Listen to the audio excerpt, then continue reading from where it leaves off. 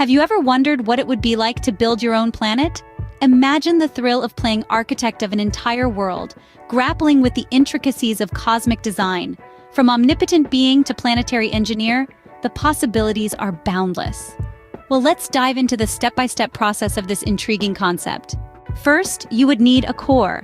The core is the powerhouse of a planet, a molten heart composed of heavy metals. It generates the magnetic field, shielding the surface from harmful cosmic radiation. Having a core is like having a heart. Without it, the planet would not exist. Next step, the crust and atmosphere. Imagine a thick layer of rock forming the crust, a foundation for mountains, valleys, and oceans. This crust is diverse, composed of various minerals vital for life as we know it. Now, envision an atmosphere, a protective blanket of gases. It shields the planet from harmful solar radiation, helps maintain a steady climate, and plays a crucial role in the water cycle.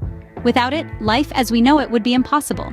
With the crust and atmosphere in place, your planet starts to take shape. Now, we come to the most exciting part: life and ecosystem. Introducing life forms from microscopic organisms to towering trees is like painting with life itself. Each species plays a critical role, contributing to the delicate equilibrium of our imaginary planet. This balance, this biodiversity, is the heartbeat of any thriving ecosystem. It ensures the planet's survival, creating a tapestry of interwoven lives, each sustaining the other. And just like that, with life thriving, you have your very own planet. So, how does it feel to create a planet?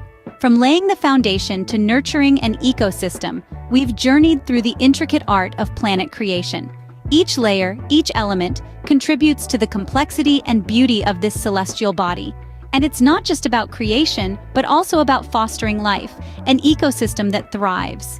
Although it's a complex process, the idea of creating our own planet is a fascinating thought experiment.